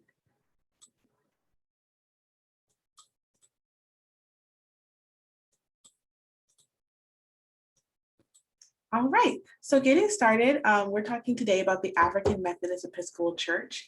And when we first talked about having a newsletter that was going to be surrounded around how religion shaped America, I really wanted to look about how Black religion was shaped in America. As Dr. Polk talked about earlier, a lot of African traditions from enslaved people who were brought from Africa were kind of dwindled, they were separated. You also had people who were mixed from different cultures and different languages, because Africa is a continent, not a country. And so a lot of those traditional African religious beliefs and traditions and practices are lost. And so you have to create new ones, or really blend together old ones to create new ones. And one of those that was very influential, especially for African Americans, was the African Methodist Episcopal Church. And so short AME, that's probably going to be how I reference it from here on out. And the AME Church is the first independent Protestant denomination to be founded by Black people. So it's very, it was a sense of independence, social justice denomination for free Black people, but also enslaved Black people. So getting started on the early history of the AME Church, it was founded by Richard Allen, and Richard Allen was born into slavery Valentine's Day, February 14th, 1760. He eventually bought his freedom when he was 20 from his enslaver, because his enslaver had heard from the regular, or I guess I don't want to say white, but the original Methodist Episcopal Church. They had given sermons at the plantation that Allen was enslaved at, and his owner was very inspired and moved by what the Methodist Episcopals had to say, because as we could kind of see from the document that we had in our Second Great Awakening activity, there were a lot of people in the Methodist Episcopal Church who didn't believe in slavery, were anti-slavery, and were encouraging to African Americans practicing the Methodist Episcopal traditions. And so he heard an anti-slavery sermon of Richard Allen's previous owner, and decided he wanted to give his slaves a way to buy their freedom, and Richard Allen did in 1780.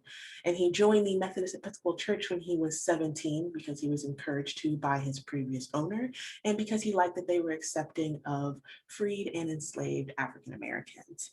And he became a Episcopal preacher in 1784 when he was 24 at St. George's Methodist Episcopal Church in Philadelphia.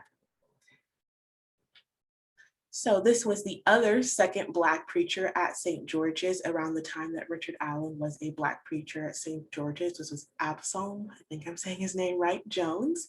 And him and Absalom Jones actually leave St. George's in 1787 and start the Mutual Free African Society. And they leave St. George's because even though the Methodist Episcopal tradition teaches anti-slavery and open to African Americans, they still saw and experienced racial segregation within the church.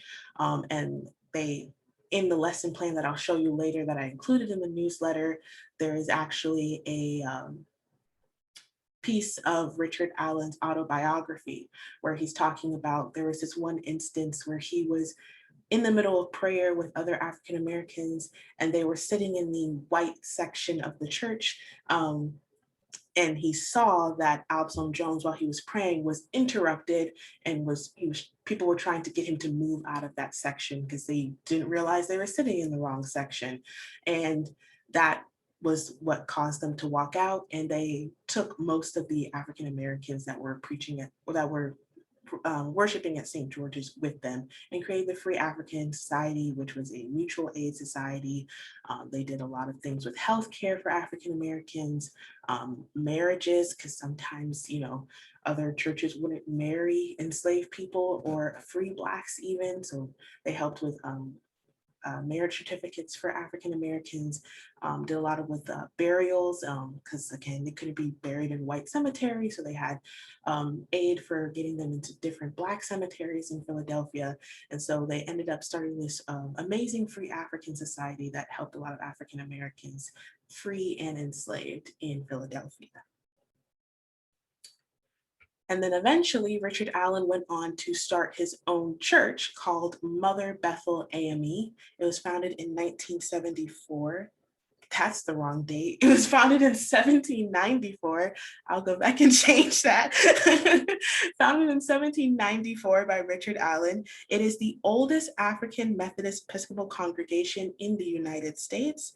And it's also the oldest parcel of oldest church property in the United States to be continuously owned by African American people.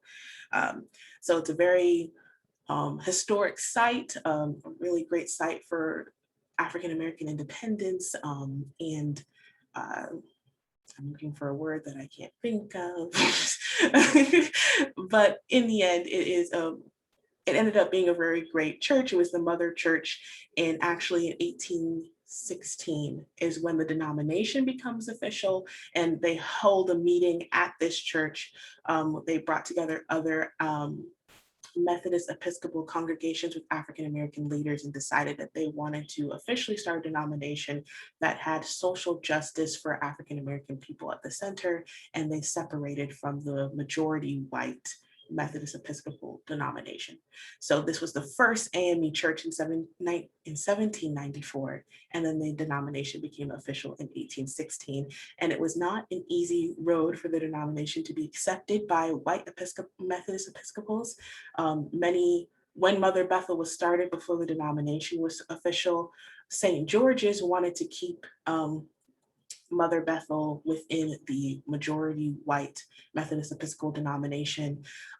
They weren't technically allowed to preach there, but they would always try to. They would come to congregations and interrupt, and that's also in Richard Allen's autobiography, the difficulty he had with working with the white church that didn't want them to separate. So he actually ended up going to court 3 separate times before he won his independence to be operated as an independent church. And it went all the way up to the Pennsylvania Supreme Court. And it took a while, but they eventually gained their right to act as an independent church outside of the Methodist Episcopals.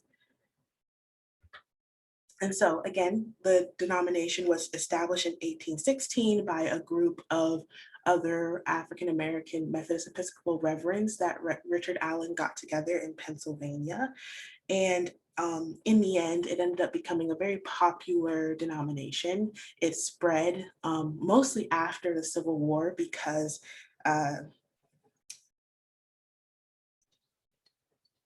wow, I lost my place in my notes, sorry. After the Civil War and Reconstruction, because the AME clergy would travel with the Union Army and moved into the states that the Confederacy would collapse in. And so they ended up at first pre-Civil War being very popular in the North, in major cities such as New York, Boston, Pittsburgh, Baltimore, where there was a lot of free African Americans and enslaved African American populations, and then they moved into the South with the Union Army after the Civil War. And now today there's 20 districts of the African Methodist Episcopal Church, 13 here in America and 7 in Africa, because they moved into African countries in the late 60s and 70s. And so that's just a very brief overview of the AME Church. Like I said, you can definitely go deeper. Their 3 court cases are very, very interesting, and the way that Richard Allen argues for their independence was amazing. But that's just what I wanted to share with you so far on the history of the AME Church. And if you guys have any questions, you can put it in the chat and I'll try to answer as best as I can. I did also want to show you this amazing source that is included in the newsletter and found at the Library of Congress.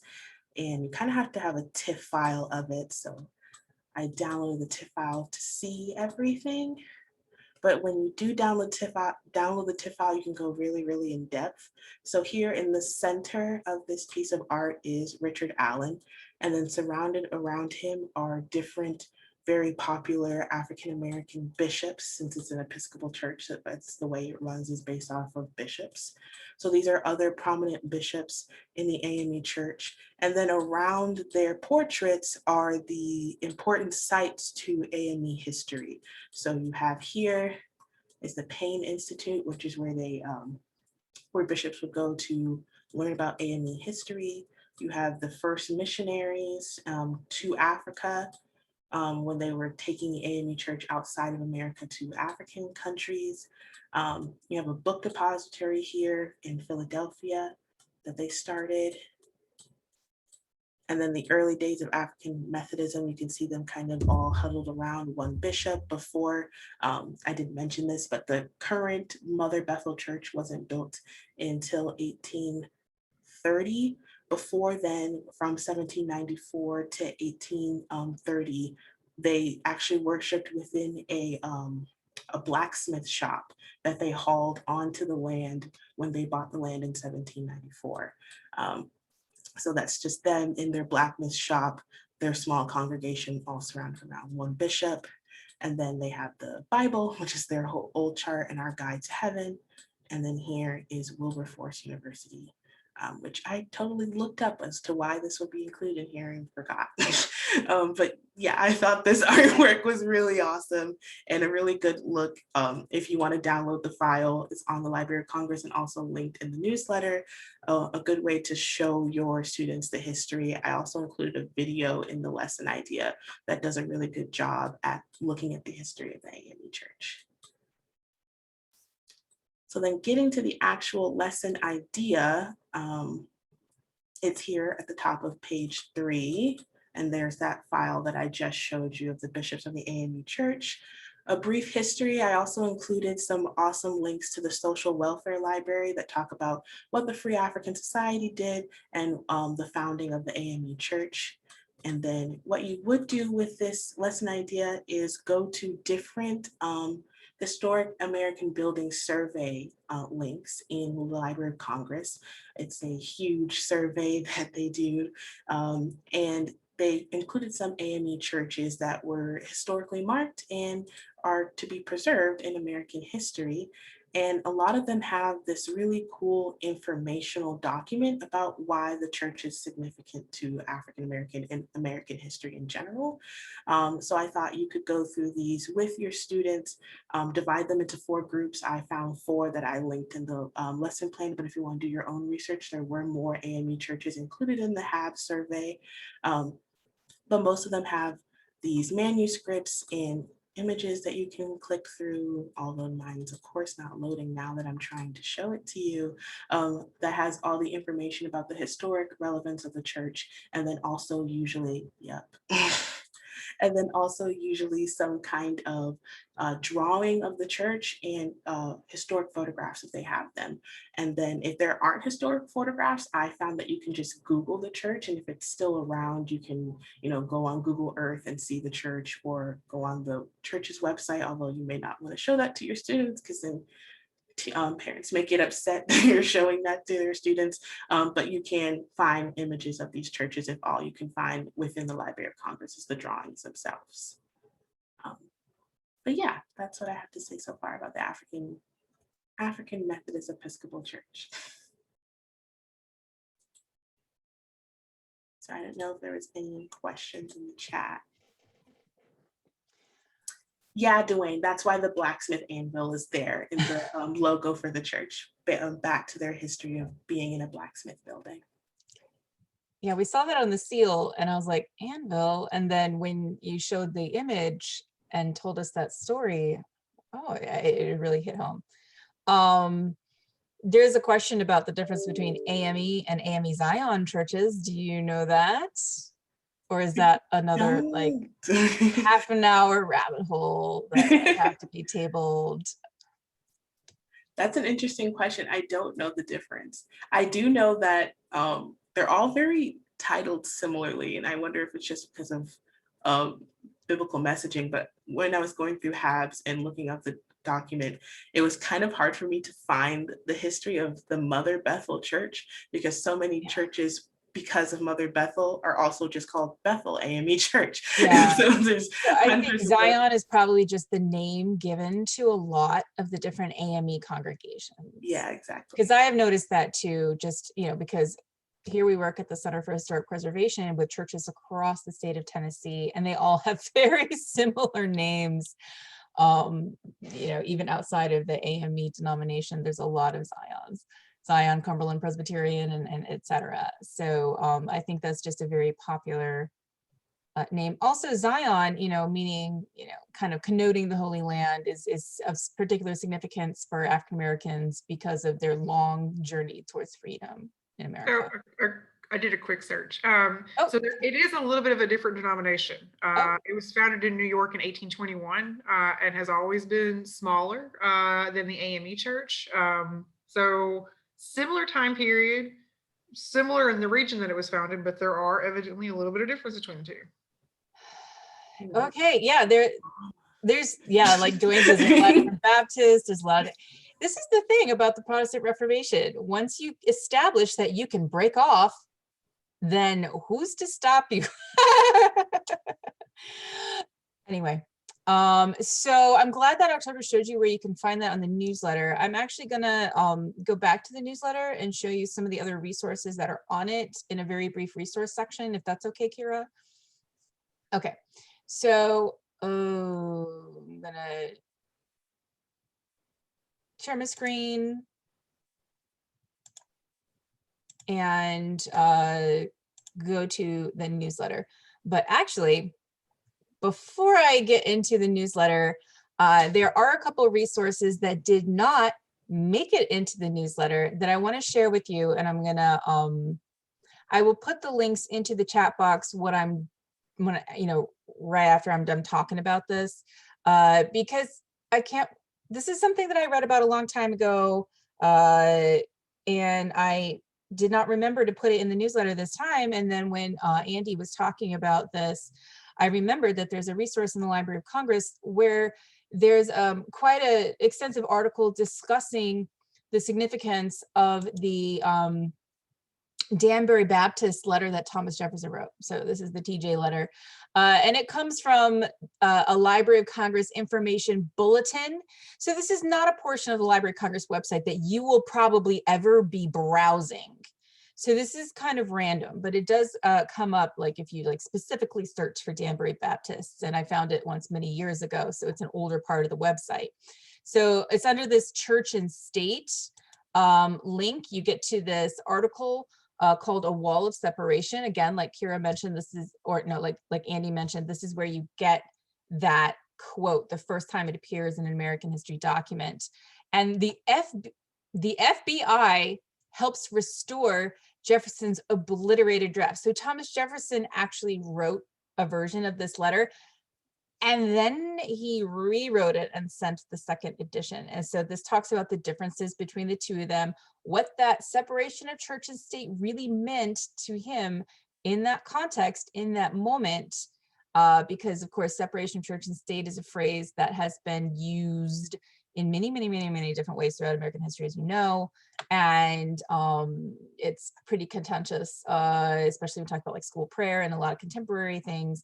So this is a really good way to kind of revisit that in its original context. So this is quite a lengthy article discussing these manuscripts. So this is probably not something that you're going to want to assign your 8th graders, but for you, this is going to be really interesting. But they have links where you can click on, okay, so the draft and recently discovered text, and then the final letter as sent. So you can give those to your students and compare and contrast those. So these are links, again, like I said, that I will put in the chat box because they're not in the newsletter. But some of you might find that really interesting for the kinds of stuff that you teach. So if you're interested in that, you can grab the link in a minute. So here's the newsletter that many of you probably have already seen. There is a little blurb as usual.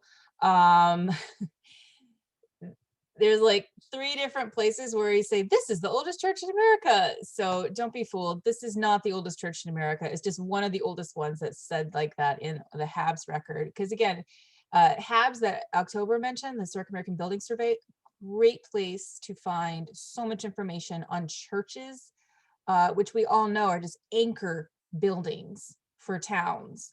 And that has been the case for thousands of years. Their importance in terms of like civic life, as well as religious life in America is just totally cannot be overstated. And then, so the first lesson idea we have is social reform and the Second Great Awakening.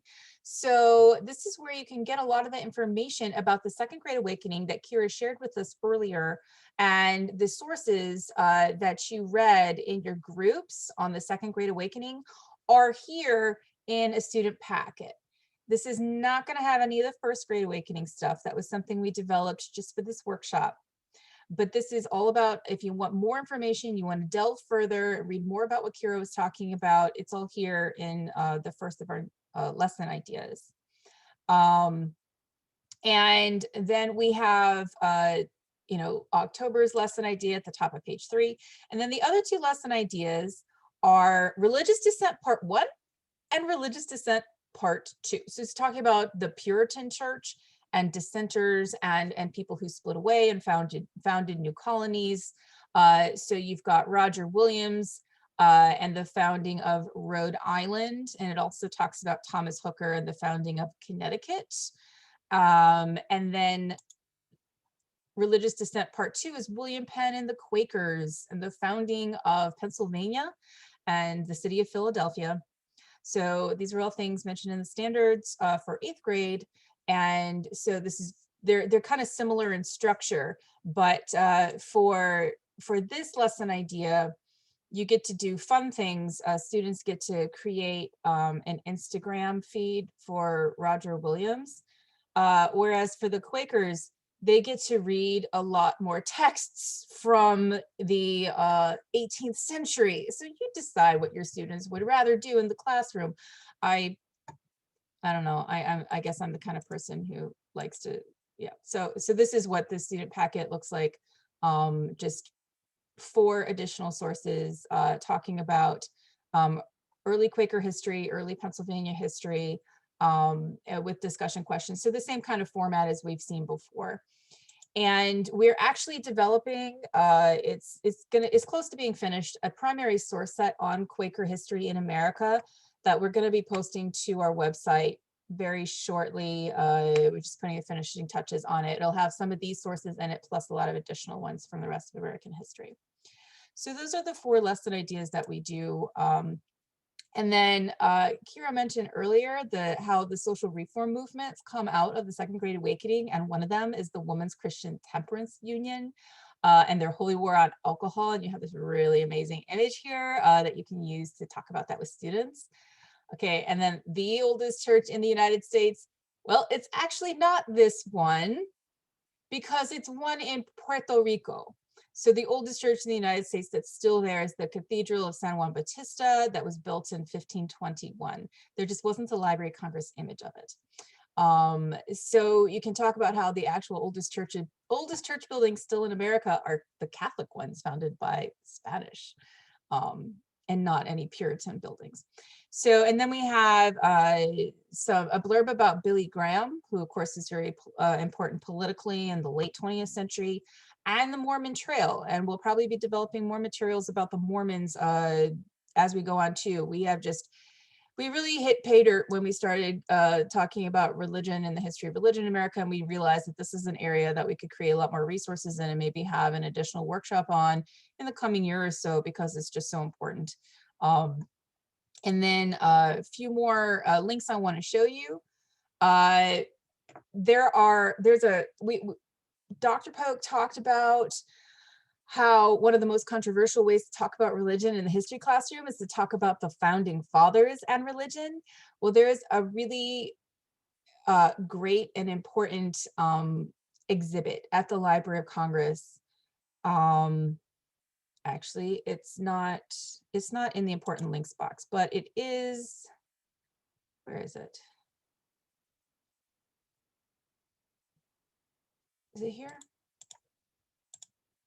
Okay, yeah. I'm sorry, I'll have to put this in the chat box too. But this is an exhibition called Religion and the Founding of the American Republic. And it has so much in it.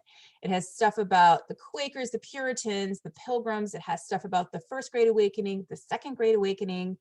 And so from the First Great Awakening sources, that PDF that you guys already have, you may have already noticed, those of you who read them, the blurbs about George Whitefield and Jonathan Edwards are from this exhibition. And so, you know, America as a religious refuge, the 17th century, it talks about all the persecution going on in the old world with lots of gruesome pictures that your students might think are really gnarly. Religion in 18th century America, you know, early churches, early, you know, what is deism, the importance of John Locke and Bolingbroke on TJ. And so just like so much stuff, I'm not even going to show you all of it. Religion and the American Revolution, something we talked about a little bit earlier. So this is just a really great place to get lots of really good content with some primary source images that you can show. And it's too much, obviously. This is way too much information to put on the shoulders of 8th grade students, but it's fascinating for you and you can select from it that which you want to use in your classroom. So this is a really important exhibition. And oh, and one thing that Andy talked about was Thomas Jefferson literally cutting and pasting his own Bible. Layla found this article in the Smithsonian magazine that's linked here at the bottom that talks about that. And it actually has pictures of, because they've at the Smithsonian, the conservators have actually been kind of preparing this for display. And so it's just a really nice little article talking about that. So that's pretty cool. And then another really good exhibition at the Library of Congress. The very first book printed in the United States of America was a psalm book. So that tells you about the religious imagination of early Americans. And it's called the Bay Psalm Book. And so this is about early printing, which is one reason I really like it, because I like the history of printing.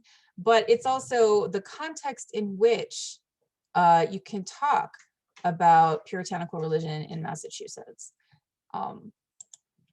And so then we have actually links from other places as well. This, by the way, is a webcast, just about an hour if you want to hear somebody talking about this more in depth, like the way we listened to Dr. Pope talking about it more in depth. From the National Museum of American History, this is a really good set of resources about religion in America. So you can click on all the different things here and find good things to use in the classroom, plus kind of material culture objects. A timeline of the early history of the Mormons, America's true history of religious tolerance, a timeline of faith in America. What is this from again? Oh yeah, it's from the PBS American Experience series. It's called God in America. So this is a really good kind of visual breakdown of the different traditions and what's going on in them one-on-one. And I'm sorry that it's kind of hard to see. I had made my screen really big. So that's under here, the timeline. And then we have the website that is through MTSU Walker Library, Trials, Triumphs, and Transformations. This is more about African-American history, specifically in Tennessee. And so this is talking about the history of religious institutions for African-Americans in Tennessee. If you want more context on that, it's really good stuff. And so those are the additional resources I wanted to show you, and I'll be putting a bunch of links in the chat box in just a second. So be sure that you kind of cut and paste or whatever, and we'll include them in any follow-up emails as well. So I'm going to stop sharing my screen and I'm going to hand it over to Kira. All right, so we are getting ready here to wrap up. So let me bring up our PowerPoint again.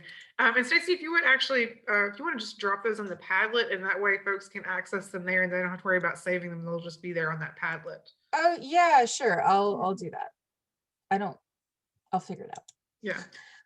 So again, just a reminder, that Padlet link, and again, that is where you can find links to all the materials for today's session, as well as the links for previous webinars in our Digging In series. A couple of things as we close. Let's see. Wait, hold on, go back. All right, so we are going to give away a book today. So October, I think, has got our giveaway wheel. And let me stop sharing so she can bring that up. And while she is doing that, we are going to go ahead and drop the link for our survey. So again, if you guys want to go ahead, and you can be opening that up as she's getting our wheel ready to go.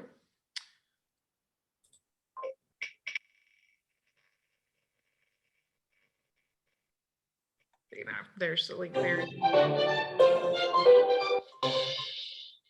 All right, so John Harris is the winner of our book today. Yay! Congratulations, John. You are going to get a copy of Lies Across America. And so this is looking at what historical sites get wrong. So it's kind of a history, public history book. If you will drop your mailing address, you can send that to me in an email, or if you want to send that to me in a private message, we'll get this out in the mail to you today.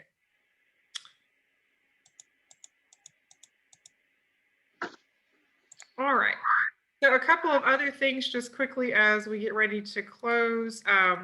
Again, please be sure to fill out that survey. That's how we will generate participation certificates for today too. And I'm going to try to get those out actually this afternoon. So I'll be emailing you guys those. And again, I'll drop a link for that Padlet again in there so you have access to that. We are going to be posting, again, portions of today's session on our YouTube. So if you want to go back and reference some things, maybe from Dr. Polk's talk, you'll have that available as well on our YouTube channel. And know also, of course, that we have many other sessions that we recorded and made available there. So if you're looking for some PD this summer, that is a great way to be able to do it on your own time. And you can fill out the certificates that are the surveys that are referenced at the end of those sessions and get PD credit for those sessions as well. We are going to be doing another session this month on June the 24th. And that is going to be in partnership with the East Tennessee Historical Society. And that is looking at the Trail of Tears and looking at a kind of a comparison of the experience of some different Southeastern tribes during that period.